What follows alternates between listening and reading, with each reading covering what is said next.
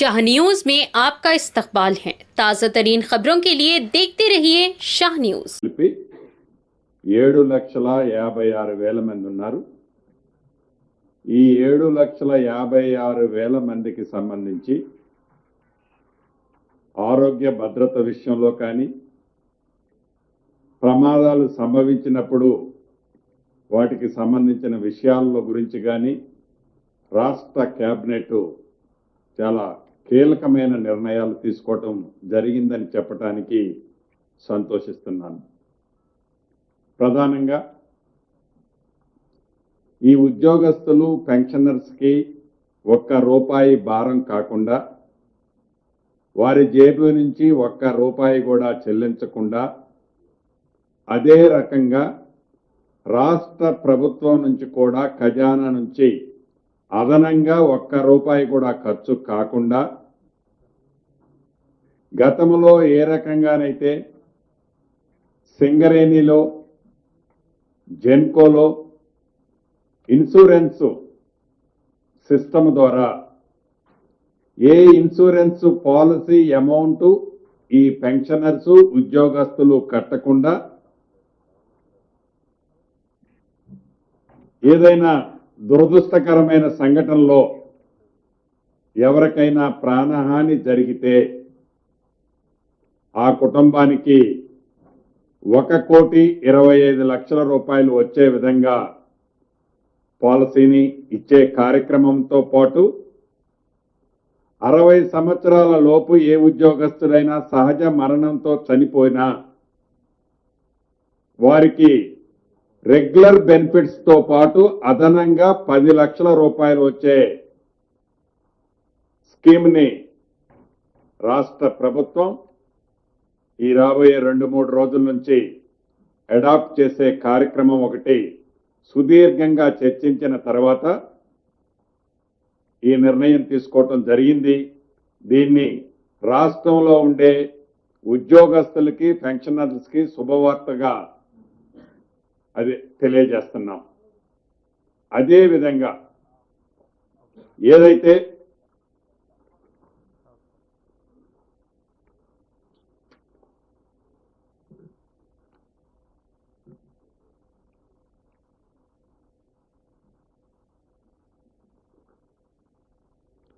రెండో విషయం cashless employees health scheme. దీని ద్వారా రాష్ట్రంలో ఉండే 3,56,000 మంది రెగ్యులర్ ఉద్యోగస్తులు అదే రకంగా 2,88,000 మంది పెన్షనర్స్ వారి కుటుంబ సభ్యులు అందరూ కలిపి 17,07,000 మంది సభ్యులకి సుమారు ₹1 కూడా అదనపు ఛార్జీలు లేకుండా రాష్ట్ర వ్యాప్తంగా ఉన్న 652 ఎన్పానల్ అయిన ప్రైవేట్ హాస్పిటల్స్ లో సుమారు 998 డిసీజెస్ ఏవైతే ఉన్నాయో వాటికి డిజిటల్ హెల్త్ ఎంప్లాయీ కార్డు అందించడం జరుగుతుంది। దీని ద్వారా రాష్ట్రంలో ఉద్యోగస్తులు పెన్షనర్స్ వారి కుటుంబ సభ్యులందరికీ ఈ రాబోయే 2-3 రోజుల నుంచి ఏ హాస్పిటల్లో ఏదైతే 652 హాస్పిటల్స్ ఎన్పానల్ అయి ఉన్నాయో ఆ హాస్పిటల్స్ లో 998 డిసీజెస్ కు సంబంధించిన దాంట్లో ₹1 కూడా వారి నుంచి ఛార్జీ లేకుండా మళ్ళా వారికి తిరిగి హాస్పిటల్లో చెల్లించే కార్యక్రమం లేకుండా ఈ హెల్త్ కార్డు సిస్టమ్ ద్వారా వారి బేసిక్ పే ఏదైతే గతం నుండి ఉద్యోగస్తులు అడుగుతున్నారో వారి బేసిక్ పే నుంచి 1.5% ఏదైతే ఒక ట్రస్ట్ కాన్స్టిట్యూట్ చేసి ఆ ట్రస్ట్ లో ఈ 1.5% ని పోలరైజేషన్ చేసి దానితో పాటు రాష్ట్ర ప్రభుత్వం కూడా ఈక్వల్ అమౌంట్ ని ఆ ట్రస్ట్కి పంపు చేయటం జరుగుద్ది. ఉదాహరణకి ప్రాథమిక అంచనాల ప్రకారం మా దగ్గర ఉన్న వివరాల ప్రకారం 1.5% అంటే 528 కోట్లు 528 క్రోర్స్ ఉద్యోగస్తుల నుంచి ఆ ట్రస్ట్కి రేజ్ చేయటం జరుగుద్ది. సైమల్టేనియస్ గా అదే పద్ధతిలో రాష్ట్ర ప్రభుత్వం నుంచి కూడా 528 కోట్లు ఆ ట్రస్ట్కి జమ చేసి రమారమి 1,056 కోట్ల రూపాయలతో ఆ ట్రస్ట్ని రన్ చేస్తూ దానికి చీఫ్ సెక్రటరీ గారు సభ్యుల సమక్షంలో వారి ఆధ్వర్యంలో ఆ ట్రస్ట్ని రన్ చేస్తూ భవిష్యత్తులో ఈ మధ్య ఏదైతే కొన్ని పేపర్లు ఉద్యోగస్తులకి ఎల్ఓసి ఇయ్యని కారణంగానో వారి ఫండ్ రాలేదన్న కారణంగానో రిటైర్డ్ ఎంప్లాయీస్ కి ప్రాపర్ గా పేమెంట్ ఇవ్వని కారణంగానో కొన్ని దుర్ఘటనలు సరిగా అన్నది కేబినెట్ లో కూడా డిస్కషన్ వచ్చింది. భవిష్యత్తులో అటువంటి సంఘటనలు పునరావృతం కాకుండా ఉండాలి అని రాష్ట్ర ప్రభుత్వం ఒక మంచి నిర్ణయాన్ని తీసుకున్నదని చెప్పటానికి ఇది ఉద్యోగస్తుల సంఘాలు కూడా అనేక పర్యాయాలు అడగటం జరిగింది. దీన్ని ఈ రోజు కేబినెట్ పూర్తిగా ఆమోదించడం జరిగిందని చెప్పడానికి సంతోషిస్తున్నాను. అదే రకంగా రాష్ట్రంలో సామాన్య ప్రజలకి మెరుగైన వైద్యం అందించడానికి ఏవైతే పెద్ద పెద్ద గ్రామాల్లో మండల హెడ్ క్వార్టర్లో కాన్స్టిట్యున్సీ హెడ్ క్వార్టర్లో జిల్లా హెడ్ క్వార్టర్లో ఉన్న ఈ హాస్పిటల్స్ ని మరింత మెరుగైన వసతుల సౌకర్యం కల్పించే కార్యక్రమాన్ని కూడా చేపట్టాలని రాష్ట్ర ప్రభుత్వం నిర్ణయించడం జరిగింది. ఈ వైద్య విధాన పరిషత్ని director of secondary health care గా దీన్ని దృష్టిలో పెట్టుకొని కేబినెట్ ఈరోజు ఏకగ్రీవంగా కేబినెట్ లో తీర్మానించడం జరిగిందని తెలియజేయడానికి సంతోషిస్తున్నాను. దీనివల్ల గ్రామీణ ప్రాంతంలో అదే రకంగా జిల్లా హెడ్ క్వార్టర్ లో మెరుగైన వసతులతో కూడిన లేటెస్ట్ ఎక్విప్మెంట్స్ తో కూడిన హాస్పిటల్స్ ని రాబోయే కాలంలో సామాన్య ప్రజలకి మెరుగైన వైద్యం ఈ ప్రభుత్వం అందించాలనే దృఢమైన సంకల్పంతో డబ్బు ఎంత ఖర్చైనా పర్వాలేదు అని రాష్ట్ర ప్రభుత్వం దీని మీద ఈ రోజు నిర్ణయం తీసుకోవడం జరిగింది. తప్పకుండా దీనివలన మెరుగైన వైద్యం గ్రామీణ ప్రాంతంలో సెమీ పట్టణ ప్రాంతంలో ఉన్న ప్రజలకు కూడా అందుద్దని తెలియజేయడానికి సంతోషిస్తున్నాను. అదేవిధంగా ఏదైతే వైద్య ఆరోగ్య శాఖ మంత్రి గారు దామోదర నరసింహ గారి ఆధ్వర్యంలో వారి చైర్మన్ గా ప్రభుత్వ సలహాదారులుగా డాక్టర్ నోరి దత్తాత్రేయ గారు అదే రకంగా డాక్టర్ శ్రీనాథ్ రెడ్డి గారిని ఆల్రెడీ గతంలోనే అపాయింట్ చేసుకోవడం జరిగింది.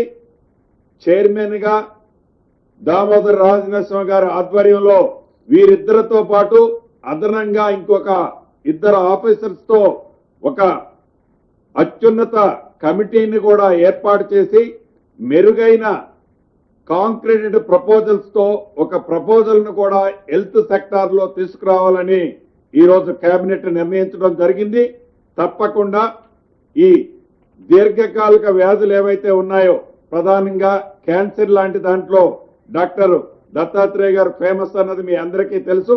అటువంటి వారి సూచనలు సలహాలు కూడా తీసుకొని రాష్ట్ర ప్రజలకి మెరుగైన సేవలు ఏదైతే మేజర్ డిసీజెస్ తో సామాన్య ప్రజలు పేదవారు ఇబ్బంది పడుతున్నారో వారికి మెరుగైన సేవలు వీటి ద్వారా కలుగుద్దని కేబినెట్ ఆలోచించి ఈ నిర్ణయం తీసుకోవడం జరిగింది.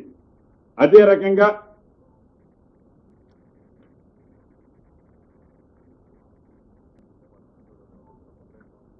సుమారు 100 సంవత్సరాల క్రితం ఆనాడు హైదరాబాద్ లిమిటెడ్ గా ఉండేది. ఈ ఉన్న హైదరాబాద్ లిమిటెడ్ కి నియరెస్ట్ లో ఉన్న అటు మంజీరా కానీ ఇటు ఉస్మాన్ సాగర్ కానీ ఈ 2 లేక్స్ నుంచి ట్యాంక్స్ నుంచి హైదరాబాద్ కు డ్రింకింగ్ వాటర్ సప్లై జరిగేది. ఏదైతే ఈ మంజీరా నుంచి వచ్చే డ్రింకింగ్ వాటర్ పైప్ లైన్ కానీ ఆ ట్రీట్మెంట్ ప్లాంట్లు కానీ మోటార్లు కానీ ఈ ఉస్మాన్ సాగర్ నుంచి వచ్చే పైప్ లైన్లు కానీ మోటార్లు కానీ ట్రీట్మెంట్ ప్లాంట్లు కానీ ఎప్పుడో 100 సంవత్సరాల క్రితం నిర్మించబడ్డాయి. అవి ప్రాపర్ గా లేని కారణంగా 50 to 60% వాటరే ఆ ప్రాంతానికి మనం ఇవ్వగలుగుతున్నాం.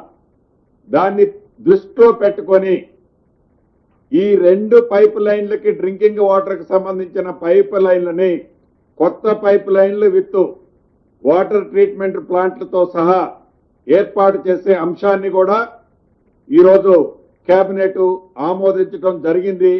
ఆ ప్రాంతంలో నివసించే జిహెచ్ఎంసీ పరిధిలో ఉన్న ప్రజలకి శుభవార్తగా కూడా తెలియజేస్తున్నాను. అదే రకంగా ప్రధానమైంది హైదరాబాద్ మెట్రో రైల్. ఆనాడు ఎల్ఎన్టీ కంపెనీ కాంగ్రెస్ ప్రభుత్వం అధికారంలో ఉన్నప్పుడు ఈ మెట్రో లైన్ కు శ్రీకారం చుట్టడం జరిగింది. ఫేజ్ 1 కింద 69 కిలోమీటర్లు ఎల్ఎన్టీ కంపెనీ టేక్ ఓవర్ చేసి డిలే అయినా కంప్లీట్ చేశారు. కానీ ఫేజ్ 2 ఫేజ్ 3కి సంబంధించిన అంశాలు వచ్చినప్పుడు దాన్ని ఎక్స్టెన్షన్ చేయటానికి ఫేజ్ 1లో మాకు వైబిలిటీ లేని కారణంగా ఫేజ్ 2 ఫేజ్ 3 ఎక్స్టెన్షన్ చేయలేము అని వాళ్ళు కరాఖండిగా చెప్పటం జరిగింది. తదుపరి ఈ హైదరాబాదు పట్టణం ఈ మహానగరం దినదిన అభివృద్ధి ఎలా జరుగుతుందో మనకు తెలియంది కాదు. ఈ దేశంలోనే కాదు ప్రపంచంలోనే ఈ హైదరాబాద్ మహానగరానికి ఉన్న ప్రాధాన్యత ఇంపార్టెన్స్ మనందరికీ తెలిసిందే. పొల్యూషన్ ని తగ్గించాలి అంటే తప్పకుండా ఈ మెట్రో రైల్ని ఎక్స్టెన్షన్ ఫేజ్ 2 ఫేజ్ 3ని చేయడంతో పాటు ఉన్న ఫేజ్ 1 కూడా ప్రాపర్ గా రన్ చేయాల్సిన బాధ్యత రాష్ట్ర ప్రభుత్వం మీద ఉంది. దీన్ని దృష్టిలో పెట్టుకొని పరిపరి విధాలు ఆలోచించి కేంద్ర ప్రభుత్వాన్ని కూడా ఇన్వాల్వ్ చేయాలని, కేంద్ర ప్రభుత్వం షేర్ కూడా ఇన్వాల్వ్ చేపించాలని గౌరవ ముఖ్యమంత్రి గారు, సహచర డిప్యూటీ సీఎం గారు గాని మిగతా మంత్రులందరూ అనేక పర్యాయాలు చర్చించిన తర్వాత ఫేజ్ 1ని రాష్ట్ర ప్రభుత్వం టేక్ ఓవర్ చేసి ఈ టేక్ ఓవర్ చేసిన ఫేజ్ 1తో పాటు ఫేజ్ 2 ఫేజ్ 3 కేంద్ర ప్రభుత్వం వాటాతో ఈ హైదరాబాదు మహానగరానికి మెట్రో రైల్ ని ఫుల్ ప్లెడ్జ్ లో చేయాలన్నది ఈ రోజు కేబినెట్ లో ఫేజ్ 1ని ఎల్ఎన్టీ నుంచి టేక్ ఓవర్ చేసే కార్యక్రమాన్ని ఈరోజు పూర్తి చేయడం జరిగింది. దీన్ని ఏదైతే ఈ టేక్ ఓవర్ చేసే కార్యక్రమం మార్చి 31, 2026 లోపు టేక్ ఓవర్ చేయాలని కేబినెట్ ఆమోదించడం జరిగింది. రేపు రాబోయే బడ్జెట్ సమావేశంలో శాసనసభలో ఈ మెట్రో రైలుకు సంబంధించిన ప్రతి అంశాన్ని శాసనసభలో ప్రవేశపెట్టి దీని మీద షార్ట్ డిస్కషన్ కూడా చేయాలి అని కేబినెట్ లో తీర్మానించడం జరిగింది. ప్రధాన ప్రతిపక్షాలు వారి సూచనలు సలహాలు కూడా తప్పకుండా ఈ రాష్ట్ర ప్రభుత్వం ఈ మెట్రో రైలుకి సంబంధించిన అంశాల్లో తీసుకోవాలని కూడా కేంద్ర రాష్ట్ర కేబినెట్ ఈ రోజు నిర్ణయం తీసుకోవడం జరిగింది.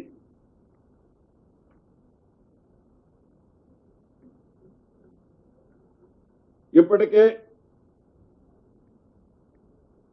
కేంద్ర ప్రభుత్వాన్ని ఆల్రెడీ మనం డిస్కస్ చేసినప్పుడు ఆల్రెడీ ఈ టేక్ ఓవర్ చేసే దాంట్లో ఫేజ్ 1 ఎల్ఎన్టీ దగ్గర నుంచి రాష్ట్ర ప్రభుత్వం టేక్ ఓవర్ చేసే దాంట్లో యూపీ మెట్రో అథారిటీ ఎండి సునీల్ కుమార్ గారిని ఆల్రెడీ ఈ కమిటీలో ఒక మెంబర్ గా కేంద్ర ప్రభుత్వం కూడా యాక్సెప్ట్ చేసి వారిని రికమెండ్ చేయడం జరిగిందని మీ ద్వారా రాష్ట్ర ప్రజలకు తెలియజేస్తున్నాను.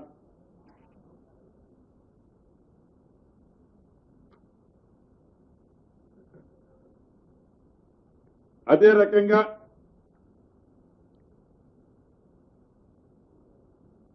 ఈ పండ్ల మార్కెట్ కు సంబంధించిన అంశం చాలా రోజుల నుంచి పెండింగ్ ఉంది. ఈ కోయిడా ప్రాంతానికి సంబంధించిన హౌసింగ్ బోర్డుకు సంబంధించిన 239 ఎకరాలని ఓఆర్ఆర్కి ఆనుకొని ఉన్న ఏరియాని ఈ అంతర్జాతీయ స్థాయిలో పండ్ల మార్కెట్ ని ఏర్పాటు చేయాలని ఈరోజు ఆ ల్యాండ్ ని మార్కెట్ సంస్థకి మార్కెట్ డిపార్ట్మెంట్ కి కూడా హ్యాండ్ ఓవర్ చేస్తూ ఒక ఇంటర్నేషనల్ స్టాండర్డ్స్ తో ఒక మార్కెట్ ని ఏర్పాటు చేయాలని కూడా కేబినెట్ ఆమోదించడం జరిగింది. అదే విధంగా గతంలో 223 ఎకరాలు దీనికి బ్యాక్ సైడ్ లో కొంచెం లాన్ ఉంటది, అక్కడ ఈ మార్కెట్ కమిటీకి ఇవ్వటం జరిగింది. దాన్ని టిఎస్ఐసి కూడా ట్రాన్స్ఫర్ చేయడం ఈ రోజు కేబినెట్ లో జరిగింది. అదే రకంగా జేఎన్టీయు మహబాద్ గిరిజన ప్రాంతమైన మహబాద్ లో జేఎన్టీయు ఇంజనీరింగ్ కాలేజ్ కోసం 70 ఎకరాల ల్యాండ్ ని అలొకేషన్ చేయడం జరిగింది. అదే రకంగా శాతవాహన యూనివర్సిటీకి సంబంధించిన కాలేజీని సిద్దిపేట జిల్లా హుస్నాబాద్ లో 36 ఎకరాలు ల్యాండ్ ను కూడా అలొకేషన్ చేయడం జరిగింది. అదే రకంగా ప్రతిష్టాత్మకంగా ప్రతి నియోజకవర్గానికి 200 కోట్ల రూపాయలతో ఏదైతే ఇంటిగ్రేటెడ్ ఇంటర్నేషనల్ స్కూల్స్ ఏర్పాటు చేయాలని రాష్ట్ర ప్రభుత్వం విద్య పట్ల ప్రత్యేక శ్రద్ధతో ఏ కార్యక్రమం అయితే చేపట్టిందో నల్గొండ, యాదాద్రి, భువనగిరి, రంగారెడ్డి, సూర్యాపేట, వికారాబాద్, మెదక్, నిజామాబాద్, భద్రాద్రి, కొత్తగూడెం, ఖమ్మం, హైదరాబాద్ జిల్లాల్లో ఈ రోజు కేబినెట్ లో ఇంతకు ముందు చెప్పిన జిల్లాల్లో 21 కాన్స్టిట్యున్సీస్ లో సుమారు 20 నుంచి 25 ఎకరాల భూమిని ఇంటిగ్రేటెడ్ ఇంటర్నేషనల్ స్కూల్స్ కోసం అలొకేషన్ చేయటం కూడా జరిగిందని చెప్పడానికి సంతోషిస్తున్నాను. అదే రకంగా ఎప్పటి నుంచో లాంగ్ పెండింగ్ ఉన్న ఈ కరీంనగర్ ప్రాంత వాసులు పోయే ప్రాంతానికి సుమారు డిఫెన్స్ ల్యాండ్ ఒక 42 ఎకరాలు డిఫెన్స్ ల్యాండ్ రిక్వైర్మెంట్ ఉంది. ఆ రోడ్లు వైడనింగ్ చేయడానికి, హై లెవెల్ కారిడార్లు ఏర్పాటు చేయడానికి, దానికి సంబంధించిన దాంట్లో డిఫెన్స్ ల్యాండ్ 42 ఎకరాలకు గాను దాని వాల్యుయేషన్ కంపేర్ చేస్తూ డిఫెన్స్ కి 153 ఎకరాలు కూడా అలాట్ చేసి ఆ 42 ఎకరాలని రాష్ట్ర ప్రభుత్వం జిహెచ్ఎంసీ వారు హ్యాండ్ ఓవర్ చేసుకునే అంశాన్ని కూడా కేబినెట్ ఈ రోజు ఆమోదించడం జరిగింది. అదే రకంగా భద్రాద్రి పవిత్ర పుణ్యక్షేత్రమైన భద్రాచలంలో ఒక గ్రీన్ ఫీల్డ్ మినీ స్టేడియం ఏర్పాటు కోసం గౌరవ మంత్రివర్యుల సూచనల మేరకు 5 ఎకరాల భూమిని కూడా దాన్ని కూడా ఈ స్పోర్ట్స్ అథారిటీకి అలొకేషన్ చేయడం జరిగింది. ప్రధానంగా హిందువులు ప్రతి ఒక్కరూ దైవంగా పూజించే తిరుమల వెంకటేశ్వర స్వామి దేవాలయాన్ని నా సొంత జిల్లా అయిన ఖమ్మం, అదే రకంగా తుమ్మల నాగేశ్వరరావు మంత్రి గారి వారి సొంత నియోజకవర్గం, ఉప ముఖ్యమంత్రి గారి బట్టి గారి సొంత జిల్లాలో 20 ఎకరాల భూమిని టీటీడీ వారికి అలొకేషన్ చేయడం జరిగింది. అక్కడ పవిత్ర వెంకటేశ్వర స్వామి దేవాలయాన్ని టీటీడీ వారి సొంత నిధులతో ఒక స్టేడియంతో పాటు ఒక ఫంక్షన్ హాల్తో పాటు అద్భుతమైన టెంపుల్ ని నిర్మిస్తానని వారి బోర్డులో ఆమోదించుకోవడం జరిగింది. దానికి రాష్ట్ర ప్రభుత్వం నుంచి ఒక 20 ఎకరాల భూమిని కూడా అలొకేషన్ చేయడం జరిగింది. ఏదైతే ఈనాడు ప్రపంచవ్యాప్తంగా దేశవ్యాప్తంగా ఈ డేటా సెంటర్ల కాన్సెప్ట్ వచ్చింది. ఈ డేటా సెంటర్ల కాన్సెప్ట్ కు సంబంధించింది గ్రీన్ ఎనర్జీ పాలసీని ఒకదాన్ని ఈరోజు రాష్ట్ర కేబినెట్ ఆమోదించడం జరిగింది. ఎవరైతే డేటా సెంటర్లకు సంబంధించిన వారు 300 మెగావాట్కు సంబంధించిన కెపాసిటీ వరకు 300 మెగావాట్కు సంబంధించిన కెపాసిటీ వరకు గ్రీన్ పవర్ ని ప్రొడ్యూస్ చేసుకునే పాలసీని ఈ రోజు రాష్ట్ర కేబినెట్ ఆమోదించడం జరిగింది.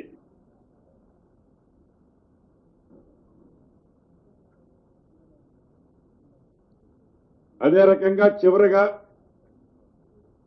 రాష్ట్ర బడ్జెట్ సమావేశాలు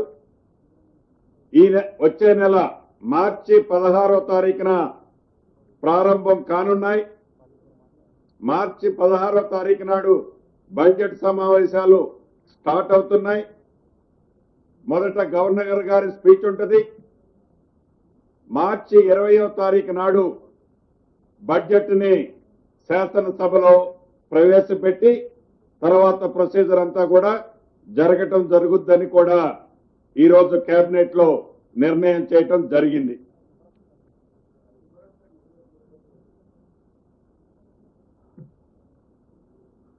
సో ప్రధానంగా సుదీర్ఘంగా